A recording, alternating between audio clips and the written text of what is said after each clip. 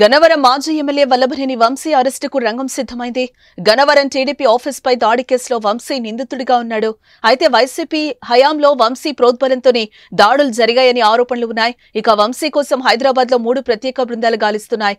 ఎన్నికల ఫలితాల అనంతరం గన్నవరం ఎన్నికల్లో ఓటమి తర్వాత వల్లభనేని వంశీ తన కుటుంబ సభ్యులతో కలిసి హైదరాబాద్లోనే నివాసం ఉంటున్నట్లుగా తెలుస్తోంది. అయితే వల్లభనేని వంశీ హైదరాబాద్లో ఉన్నారా లేక అమెరికా వెళ్లారా అనే దానిపై క్లారిటీ అయితే లేదు. టీడీపీ కార్యాలయంపై వల్లభనేని వంశీపై పలు కేసులు నమోదయ్యాయి.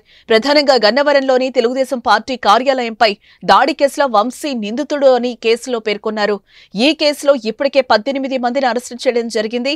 వంశీ ప్రోద్బలంతోనే టీడీపీ కార్యాలయంపై దాడులు జరిగినట్లుగా పోలీసులు గుర్తించారు. నాడు ఎమ్మెల్యేగా ఉండి తన అనుచరులను రెచ్చగొట్టడం వల్లనే దాడి జరిగిందని పోలీసులు ఎఫ్ఐఆర్లో పేర్కొన్నారు. అయితే ఏపీలో ప్రభుత్వం మారడంతో ఈ కేసును బయటకు తీశారు.